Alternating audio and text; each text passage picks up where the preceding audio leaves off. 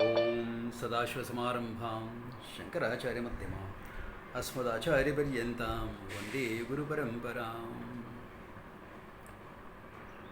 Okay.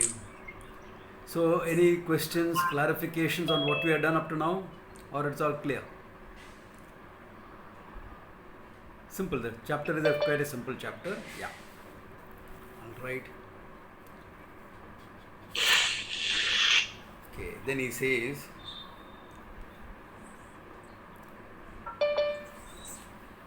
One second. Yes.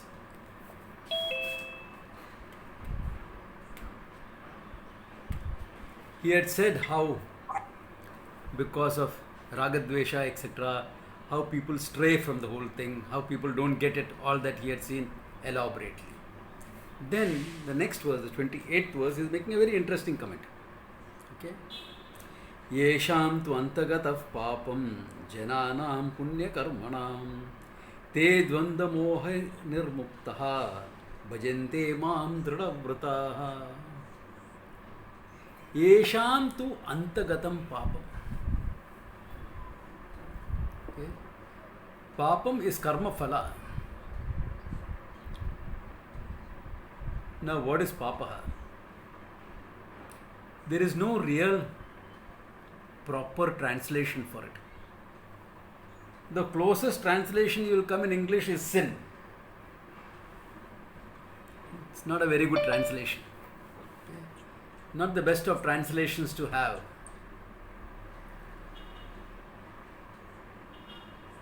Because sin has its own connotations to it. In the Vedic thinking, Punya karma is very straightforward, in the sense that what is Punya? That which will give you happy experiences, pleasure, etc. Okay? Comfort, happiness, pleasure in life. This is what Punya will give. Punya is a result of good actions. Good in terms of spiritual actions, religious actions like puja, homa, etc. or actions of reaching out and helping people. All these are Punya karmas. So it will give you more opportunities in life, more access to pleasure, access to wealth, etc. And other lokas also. Papa is the opposite. If I have broken the ethical codes, if I have hurt people in the process, etc., okay, then the result is pain, suffering. Yeah. Result is pain and suffering. Both are finite. Okay. Both are finite, both will come to an end. So if I have a lot of punya karma in my account at the time of death, I will go to a higher dimension and enjoy a great life, a good holiday. I'm sure many of us could think we could do with one now. We are too cooped up in the house too long. Yeah. So this is after death, okay? You have struggled and strived on earth. You're getting a break, chalo. Great holiday. Then you can come back and pick up the threads again. If I have too much of papa karma, I am born into lower dimensions where there is more pain and suffering. I have to pay for my crimes. And then get relief back on earth. And on earth, when are you born as a human being on earth? When more or less your papa and punya is in balance. Because that's what a human being is. No? We are good people, but we do certain wrong things as well. Who has not done a wrong thing in his life? We all have. Who has not done? Therefore, from previous lifetimes, we are carrying some papa karmas. So, papa karma will give us certain pain. Like throughout, the whole world is going through some pain. Locked up, Can't do things you want. Some of us have to take pay cuts, etc. also. Papa karma manifesting. Yeah, Papa karma manifesting. And some of us are making profits in this period. Punya karma manifesting. Okay. Yeah. Even when things are bad for others, but for you things are good. Punya karma. So, this is how it is. And it is not that everything Papa and Punya is fixed. There are varieties of it, okay? Yeah. But I don't want to go into all those details. Here he is saying, Yeshantu antagatav Papa. When most of the Papas, okay, has more or less, you have paid the price for it. Okay. Antagatam. They come to an end. Okay, antagatav papam. Jananam punya karmanam. Of people who have done a lot of punya in their lives. Of people who have done a lot of punya in their lives, they must have done some papa also. So that papa they have paid for. In childhood itself, for example, from childhood itself, lot of illness they have to suffer. And then suddenly you find after some time, they have grown to be tough, strong people. Why? There is Papa karma going over. Now the Punya karma is taking up. Okay. Therefore, Punya karma. Te dvanda moha nirmuktaha. Because of all the Punya that they have done, they get experiences in life which will make them free from Dvanda Moha. Free from Dvanda Moha meaning relatively. They will know that this Ragadvesha business, na, I can get more of what I want, I can get rid of more of what I don't want. It doesn't really solve the problem. Life must be more than this. Life must be more than this. You start questioning life. We all question life. You know when we all question life? In about 16, 17, 18, we all questioned. The teenage angst. We all questioned. Then, before we could find answers, we got involved in life. Career options came up. Romantic options came up. Two things fundamentally that affect you at that age. Career options, romantic options. Or sometimes not romantic options. My parents told you, hey, go get married. Nice guy, get married to him. I don't love him. Who asked you to love him? Get married first. I'm asking you to get married. Old Hindi dialogue ना, शादी करने को कौन बोला? तेरे को प्यार करने को कौन बोला? शादी करने को बोला. So like this, we got involved in life, and then 10 years have to pass before the question comes up again. Kids, etc., another 5 years. So 15 years has to pass before you will question again. Look at the ages of the youngest people here. You'll find they're all in their 30s.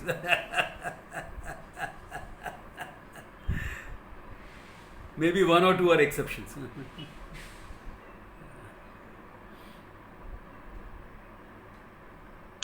So it is natural. This is how life is, you know.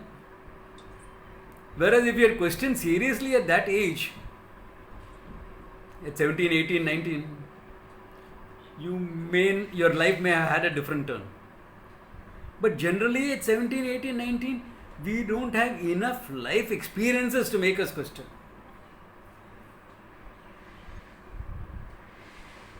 You know, we don't have enough life experiences. Yeah. That is another issue. Because it's a very dicey thing, you know. Plus, not had a chance to explore these things. That's also important. That is also important.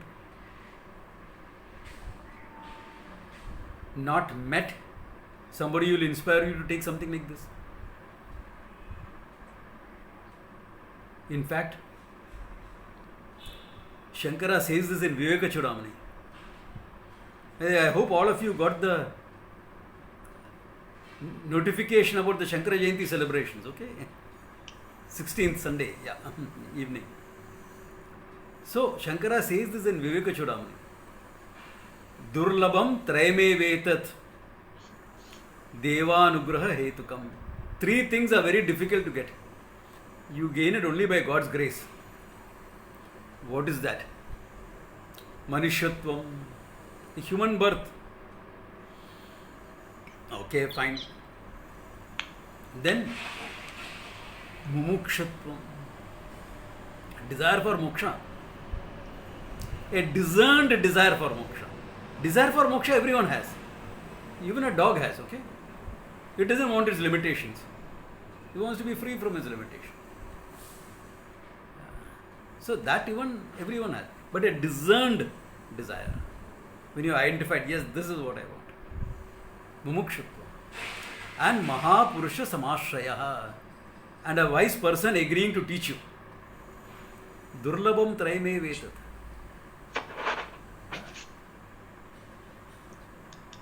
Now, I had heard about all this. I was fortunate that I got life's experiences very fast. The Battle of 71 happened when I was 18 and a half. So I did some voluntary work there, etc. So saw a lot of life fast.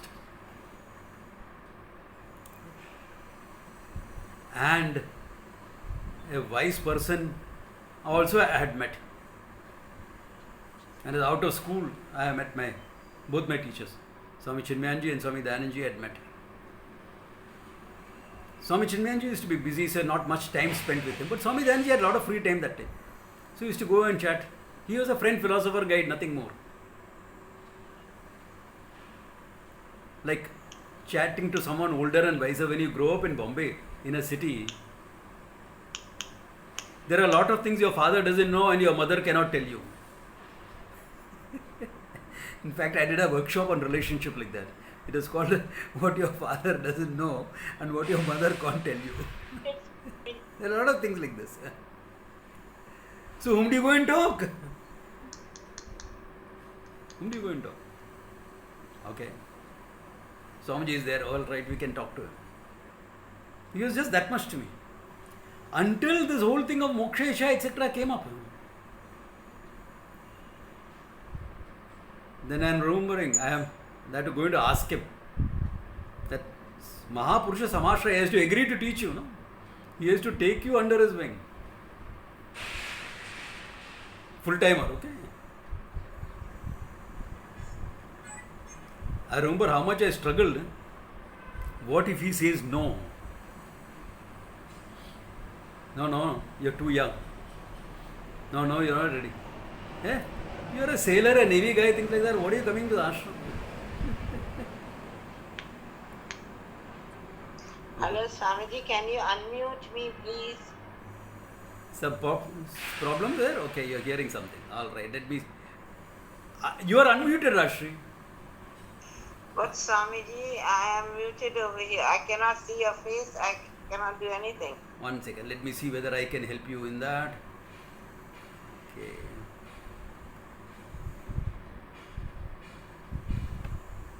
Start your video, then you will see it. Your video is off. Okay. Yeah. Okay, Swamiji. Okay.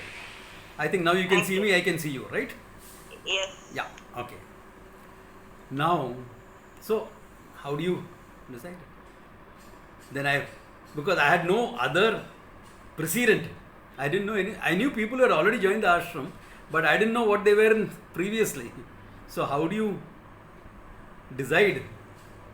So I had all the scenarios played out in my mind. If he says you are not ready, I would then tell him, Swamiji, what should I do to make myself ready so that you can accept me as a student? With all that, I went.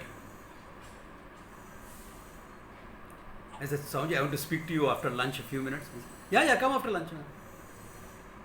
I went to him, I knew he knew why I had come for. So I prostrated to him and said, Swamiji, I want to study from you. This, that. Yeah, I'll be happy to teach you. I said, huh? So all the scenarios I had played in my mind. Unnecessary preparation, plan A, plan B, plan C. So that is it. That is why he says, in Krishna says here, he says, once, it's not that you are completely free from ragadveshas. Of course you will have ragadveshas. You are a human being, no? Ragadveshas will be there. Yeah. Even if you join an ashram full time, you will wait for a bandara. Arey, maja aayega. You will wait for it.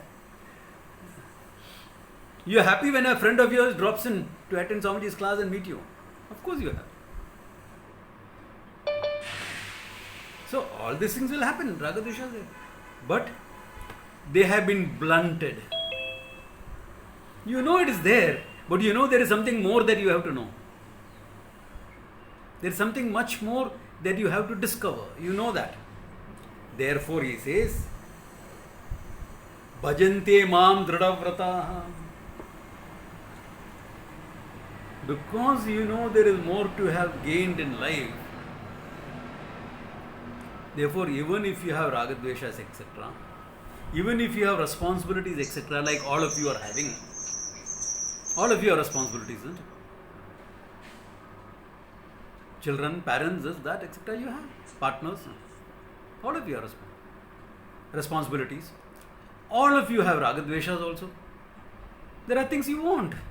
You are setting up a house, or you are doing something, or you want your children to do well, you are concerned about their future, their education. There are so many responsibilities you have. So many ragadveshas also you have. Natural. But that doesn't mean you can't pursue the truth. Dradavrata. Very firm in your commitment. Very firm in your commitment. Why? Because the papa that kept you away from this knowledge is gone. Over and done with. All the papa karma from previous lifetime that kept you away from the karma, gone. Now what? Now the punya karma is already come. You're getting a chance to study, take it up. Take it up. And this is very funny thing, because sometimes what you think is punya karma can turn out to be papa karma as far as studying is concerned. What if you had a job that kept you out at sea for 7-8 months in a year? What if you are a sailor, like I was, a mariner? I don't know whether internet services are available out at sea completely. I don't think they are.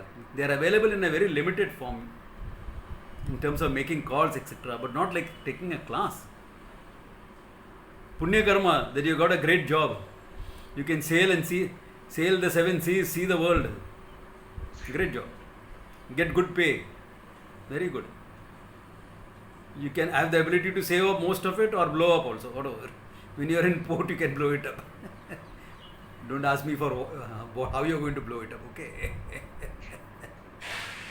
There are a lot of attractions. And so it's all punya.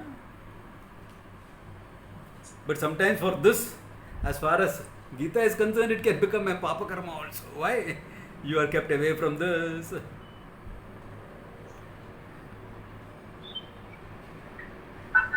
It's papa karma. So even after joining the ashram, I had some papa karma coming like that. I had to make a voyage. It was Indira Gandhi declared state of emergency.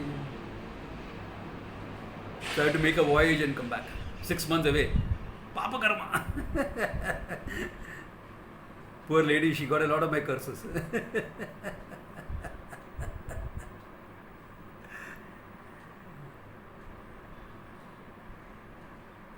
So, what is punya karma, papa karma is all relative, okay? It's relative.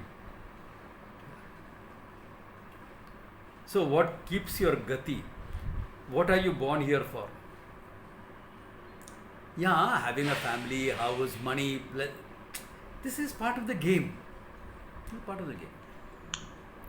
But you're not born here just to have a family and some kids. Though it's nice to have that. I'm not saying no to that. Nice. I know the benefit of having kids and family and things like that. Yeah, it's nice. But then, a dog also has that. A cow also has that. People in the slums also have that.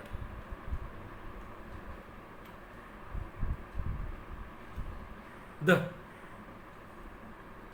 parents are thrilled because their daughter has fallen in love with another boy in the slums and getting married. And ask them, क्या कर रहा है वो? अरे बहुत अच्छा है, उसका फ्यूचर बहुत अच्छा है, उसका पास रिक्शा है, लोन पर है लेकिन है rickshaw. I mean, that is their aspirational levels. Is their aspirational levels? It's okay, it's fine. So, is that what all your birth is meant for? Everyone does that. But along with those things, can you aspire for something more? See, it's a very funny thing, this moksha ichha. I'm spending some time on it because I want you all to recognize what's happening in your own life. Before you become a true seeker, you need to have some level of achievement.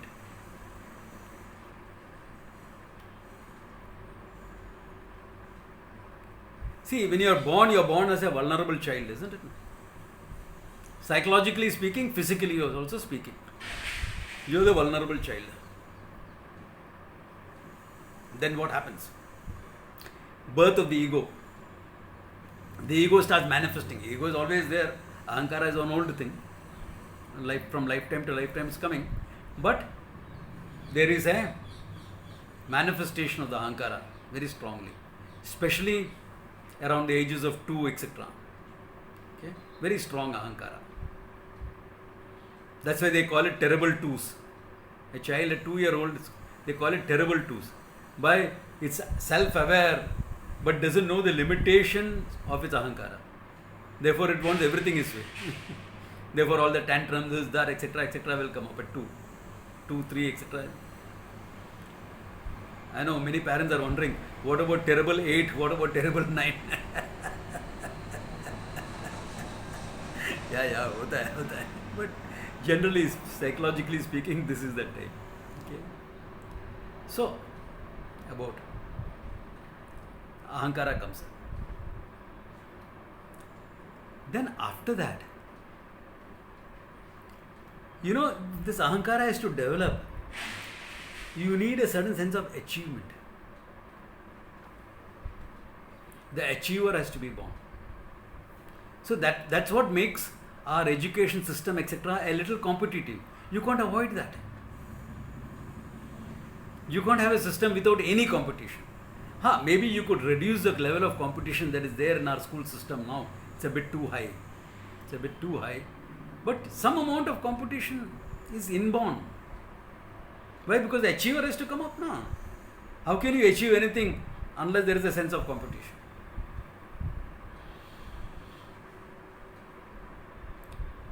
And only when the achiever has come up a little bit can you become the giver. Share what you have. Be a contributor.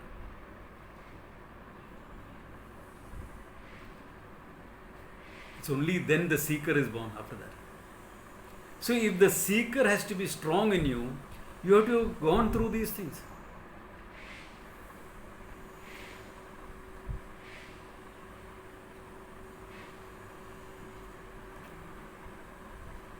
Yeah.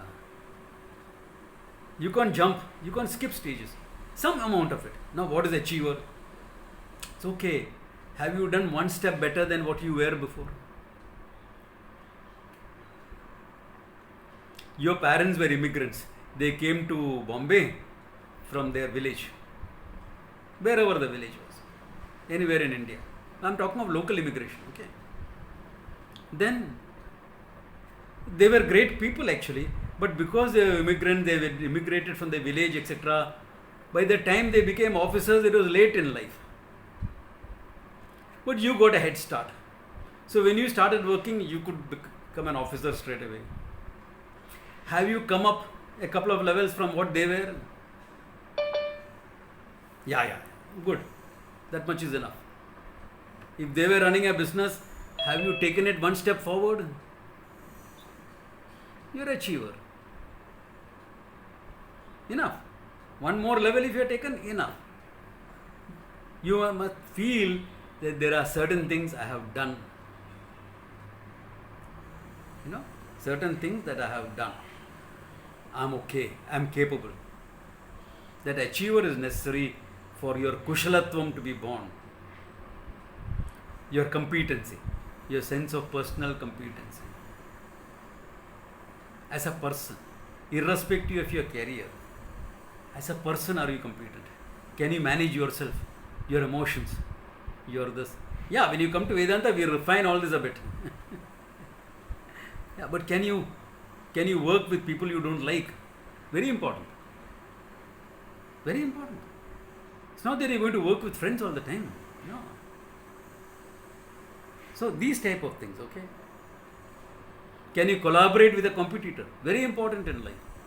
Have you learned the principles of collaboration, of win-win thinking? Otherwise, how can you say Sarve Bhavantu Sukhinaha? Let everyone be happy. You will say, let everyone be happy, but not that guy. Not my neighbor, okay? No. So all this become part of the game. All this become part of the game. Okay? So this is how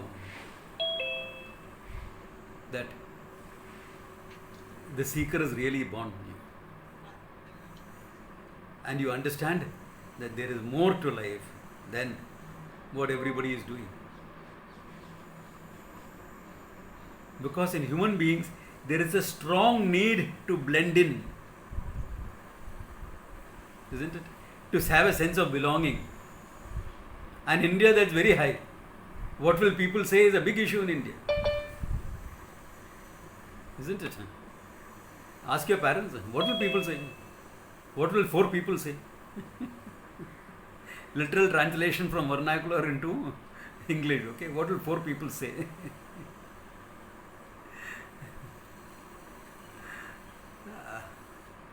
Let them say what they want. I will never bother.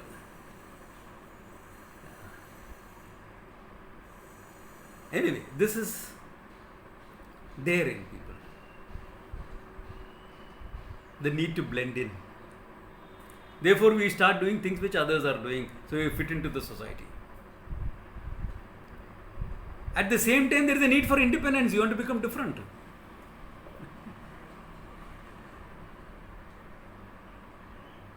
Isn't that true? The need for independence will always assert itself. It's a classical case.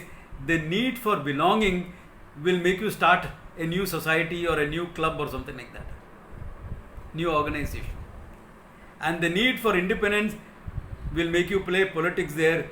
I want to be the secretary, I want to be president, I want to be chairman, etc. This is classic. Whether it's a non-cooperative society of a building,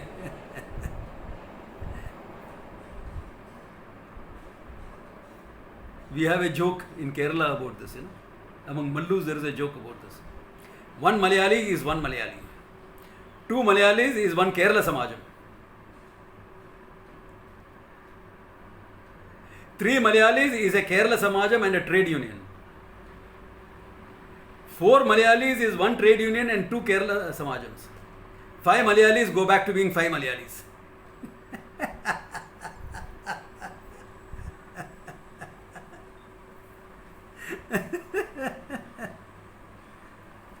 I'm sure this is applicable to any community, okay?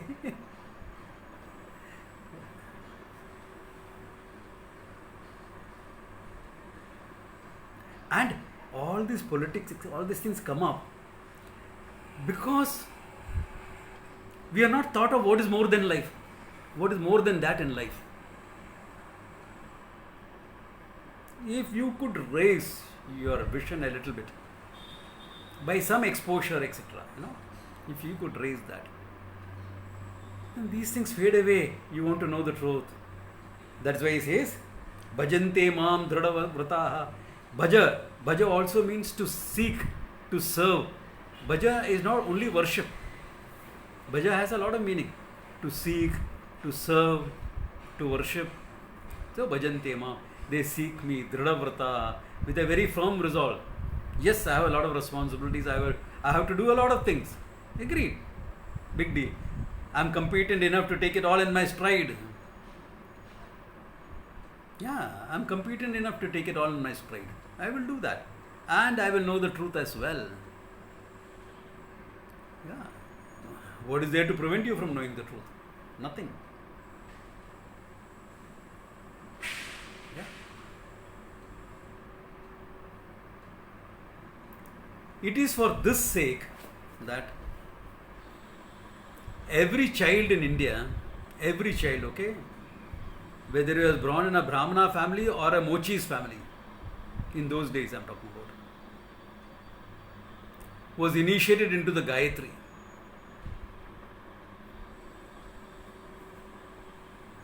Gayatri, you are worshipping Ishvara by keeping Surya Devata as the symbol.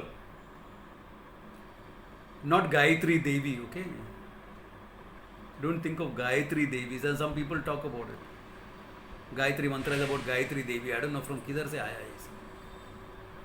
Gayatri is worship of Ishvara, keeping Surya as the symbol. And the prayer is a very, very this thing. Dhiyo yo mam prachodayat. Make this bright, my thinking clear.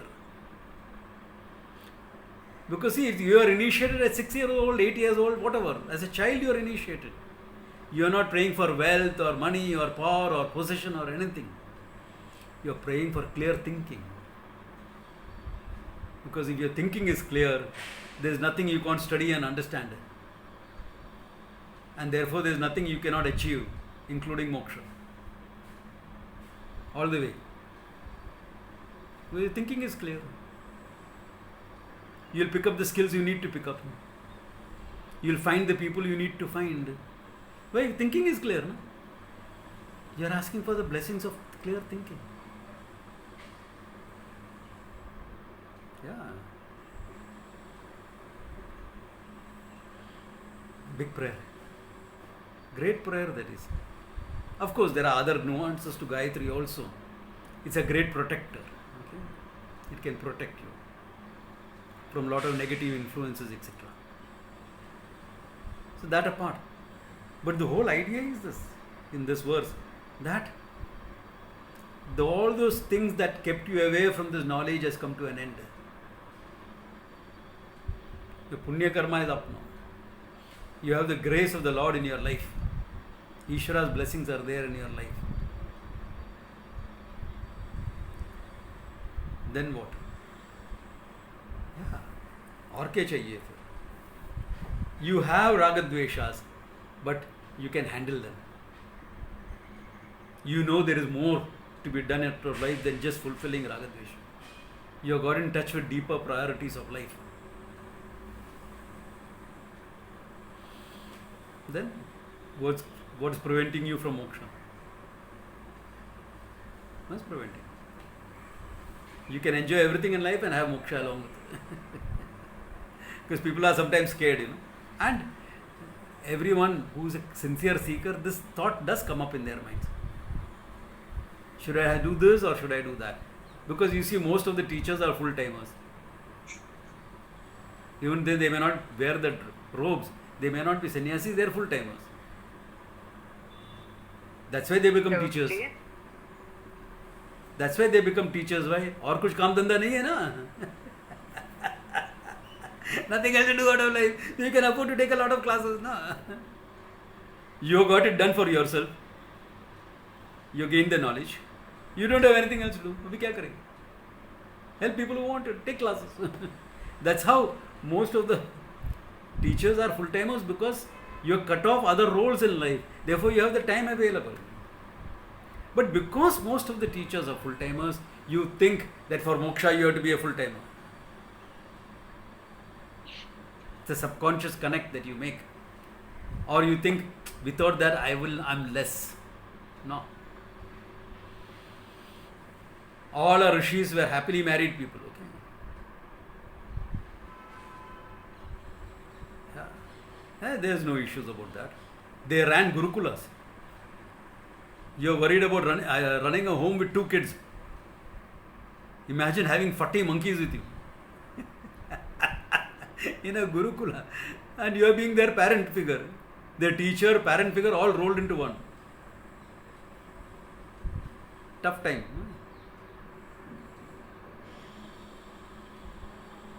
Yeah. I mean, and imagine if every year the gurukula was big enough to have people joining in every year. You had people from 6 years onwards to 18 years, 18, 20 years.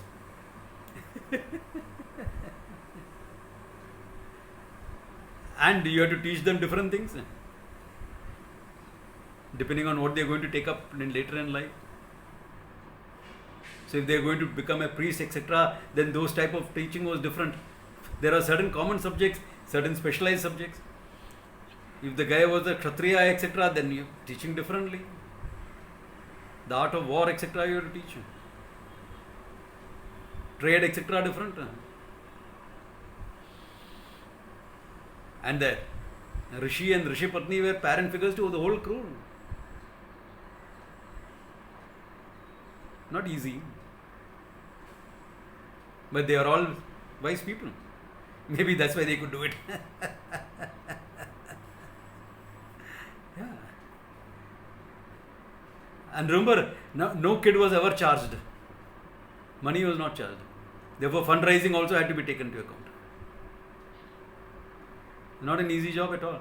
Past students maintained the Gurukula. The past students. Why? Because somebody paid for their fees, paid for their expenses. So now they will pay for the next generation expenses. Because now you are earning, you are making money. Yeah. For 20 years I raised funds for both the Rishikesh and the Coimbatore ashram. Yeah. Culminated in creating some corpus fund for both the ashram. Yeah. That's it. Some did more, some did less, depending upon your capacity, what you can do. So that is how the whole thing was run. Therefore, what I am trying to say is, irrespective of your responsibilities in life, you could gain the knowledge and be rooted in it. Later on, Krishna himself will give the example of Janaka. In the later text, Krishna will give Janaka, where he claims one of the wisest of the kings that ruled India. Sitapati, Sita's father.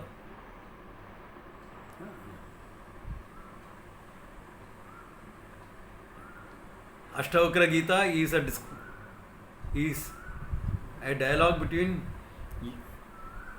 Janaka and Ashtavakra the Guru.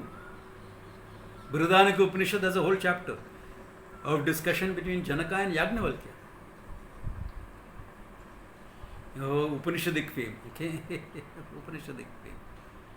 So they all could do it, so can all of us. Why? The Guru of Gurus whom we worship on Vyasa Purnima, July May. Vyasa himself was a married man. Yeah. Married with kids and everything, yeah. And he was an advisor to the king in the most difficult of times during the Mahabharata war. Yeah, the most difficult time that the kingdom went through. He was the one who guided that to survive the whole thing. Yeah. Not only that, he said, this story deserves to be recorded. The story of what happened in Mahabharata deserves to be recorded for posterity.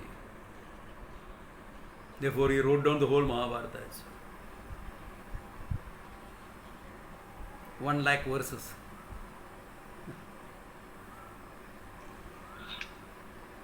That is after doing the analysis of the whole Shastra and things like that. You know the Kumbh Mela tradition that comes? It came from Vyasa actually. At least that's what I believe. There's not enough proof, etc. for all this, okay? That's why I'm talking about this as my personal belief. Okay. With the help of King Shantanu,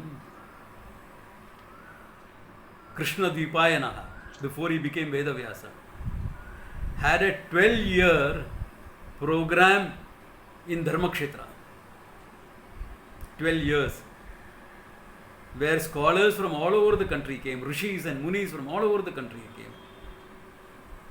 And under Vyasa's leadership, Krishna Dvipayana's leadership, they codified the whole Veda, analyzed the whole Veda. Vyasa himself wrote down the Brahma Sutras, which is an analysis of the second half of the Vedas, and asked his student Jaimini to do the analysis of the first section called Dharma Sutras. And at the end of the 12 years, the whole assembly hailed him as Veda Vyasa. From Krishna Dvipayana, he became Veda Vyasa. I think last year I told you all the story of Vyasa, isn't it? Guru Purnima, I told you all the story. You all are familiar with that story. Yeah. So all these thing was done by householders. So there is no reason why you don't have the time and the energy to gain moksha. Okay? Okay. Then continuing that idea, he says, Jara amarana mokshaya mam ashritya yatantiye te brahma tadvidaha krishnam adhyatmam karma cha akhilam. Jara marana mokshaya, to gain freedom from jara and marana. Symbolic, okay, symbolically put, because you don't have a choice about it. It highlights your helplessness, old age and death. You don't have a choice. However much you try to keep that old age away, arey yaar, I'm still strong. Yeah, but could you do what you did at 25? Nah. Can you run a marathon now? 6 months training में शायद हो सकता है, शायद. Can't do. Those days, marathon when? Next week. Okay, done. Now you can't. You have to go into training. Yeah, you have to go into training. Yeah.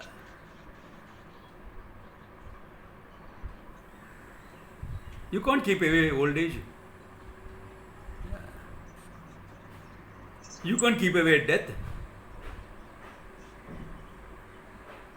Therefore, they are symbolic of your sense of limitations. Therefore, jara marana mokshaya, mam ashritya yatantate, who strives for it, for moksha, mam ashritya, depending upon me. Because whom do you depend upon for this? Ishvara alone. I'll tell you, you can depend on a lot of people and things. But your final dependence is on Ishvara alone. Hold on to Ishvara. He will send you the right people in your life. Yeah. Hold on to Ishvara. He will send you the right people that you need help from. Honestly, I'm not joking. Okay? In my life, I have experienced this all the time. When you need people to help you, etc., hold on to Ishvara. Look around, of course, but hold on to Ishvara. It works. Te Brahma. Someone asked a question? No. Okay. Te Brahma tad viduhu krishnam. Then what? Then they will. Te Brahma tad viduhu. They will come to know that Brahman which they are seeking. Krishnam asheshataha. Entirely adhyatmam. About the self, etc. About karma cha akhilam. In fact, all that they have to know for moksha, they will come to know. Therefore, this is what the student has to do. What is that? Seek, hold on to Ishvara and seek the knowledge. Seek. Yeah. Seek the knowledge. Hold on to Ishvara, seek the knowledge. There is no reason you can't get it. No reason you can't get it. But let seeking not be a conditioning for you, okay? What do you mean seeking is not a condition? It's also important to understand this. Okay. Now,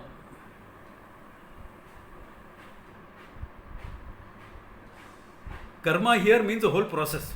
Not only because somebody has asked a question, what does karma mean in this verse? The whole process of knowing the truth, the whole process of how you are living your life. The need for conscious activity, the need for accepting your prarabdha, etc., accepting your limitations and going ahead with it, of going with the flow and gaining the knowledge. Okay? Why I am saying that your seeking should not be a conditioning, because since right from ever since I remember when I was in this life, I used to organize my teachers' talks every year in Bombay. Every year. Says let people in Bombay get exposed to a great Mahatma. हम लोग सब छोटा महात्मा है. My teacher, grand guru, you know. So I used to organize his talks. Until I took the robes and Swamiji said, enough of organizing now. Okay, let others do. I said, okay. Handed it over to the next generation. So for a long time, more than 20 years, I did that. So once I got this, one friend of mine telling to another friend of mine, this year I cannot attend Swamiji's talks. This is why? I mean, this person is a friend, so I can understand. As a friend, it is difficult to learn from me. Why? Buddy, yaar, friend. No, you have gossiped about things, you have done, so a little difficult. How do you take your friend as a teacher? All of them cannot become Arjunas. So I can understand that. They can't learn from me. That's why I used to have Swamiji's talks. And I used to tell all of them, come, listen to my Guru. Because they had a certain regard for me, that much was there. Even if they couldn't learn from me. So my teacher, come. So this person was telling another friend that this time I can't attend Swamiji's talks. Says, why? Because I have committed myself to reading the word Guru Smriti. Any Maharashtrian here? Guru Smriti it is called. It is a book that Maharashtrians read so that they will get a good teacher in their life.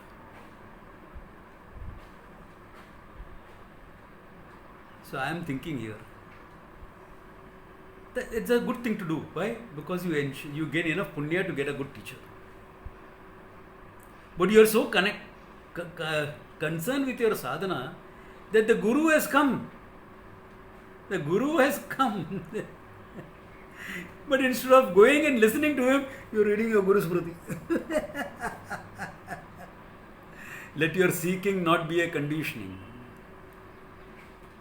Let your seeking not be a condition. You can do that next week after the Guru has gone. So that next year you will get a good chance again. Or maybe earlier you will get a chance. Yeah, it's important to keep that focus on the knowledge, not on what you're doing. See, certain things has to be done, that's important, that's a different thing. As a sadhana, if you have taken something, good, do it. But let that not become a conditioning that prevents you from gaining the knowledge.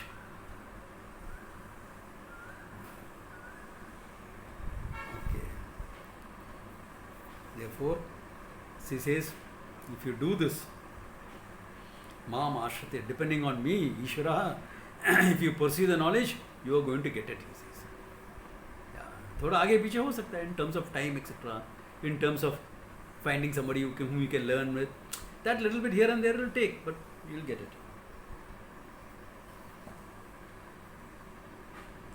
Sa adibhutam adidevam mam sa adiyajnam cha ye viduhu prayana kale pichamam te vidyukta chetasaha. Okay. Now he is introducing a few terms here. Actually setting up for the next chapter. Okay, the next chapter. Says, Sa adibhutam. Those who know me as the Lord of the physical world, adibhutam, as Ishvara connected with the physical, adibhutam. Adidevam. As Ishvara connected with the divine, with gods, etc. What is the aspect of that? Adidevam. Adiyajnam. As Ishvara, the Lord of all the worship, rituals, etc.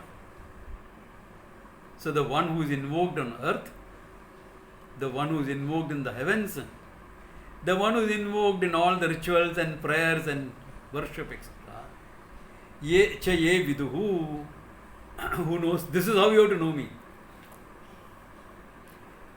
You have to know me, Ishvara, as the basis for the three worlds, as the basis for the whole universe that you see, as the basis for the heaven, etc., that you don't see, as a one who is invoked in every prayer, etc., or yaga. You may think you are praying here, you may think you are praying there. Sarva Deva Namaskaram Govindam Pratigacchati. It's a beautiful verse. Akashat Patitam Toyam Yatha Sagaram Anugacchati.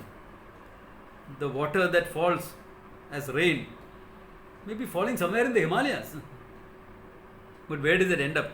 Sagaram Pratigacchati. It goes to the ocean only. Can you imagine the long distance Ganga travels? All the way from Gomukh to Rishikesh. Yeah, down to the plains, Haridwar, etc., Meerut, all the way to Kolkata, Bengal. Bengal needs a lot of that Ganga, okay? And finally ends up in the sea. Yamuna also ends up in the sea. The Indus also ends up in the sea. Similarly, Sarvadeva Namaskaram. You worship any Devata.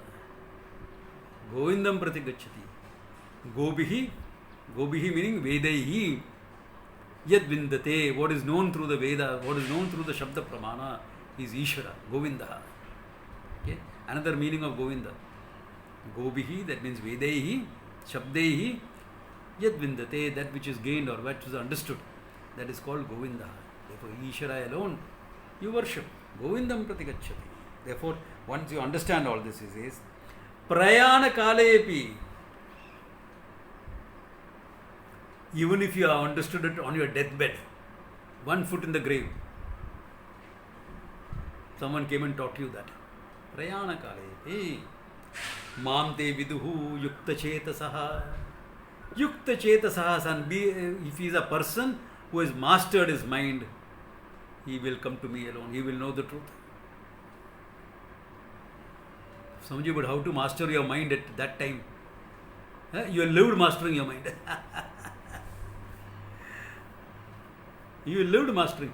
You don't start digging a well when there is a fire in your home. That is the Delhi government. They had a chance to put up oxygen plants. They had. Last year they were told also. They were also told the funds will be given. Because Delhi doesn't have an industry. Because Delhi doesn't have industries, they don't have plants making oxygen like Bombay, etc. We have industries. So they always find some oxygen plants here and there which can be diverted. Delhi doesn't have it. But what are they doing? What did he do? Nothing. The Delhi government did nothing. Now there is a heavy on oxygen plant. Center should give. What did he do? So similarly, you don't master your mind on your deathbed. When you are living your life, when does it start? It starts from the time you are a child.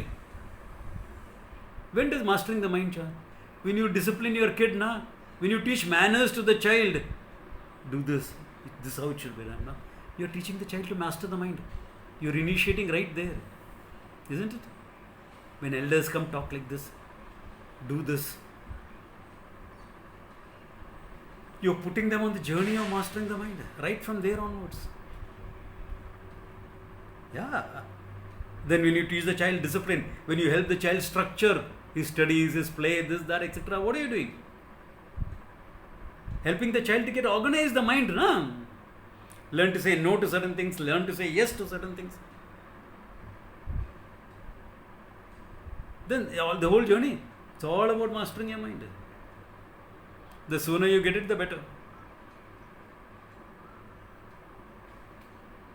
Yeah.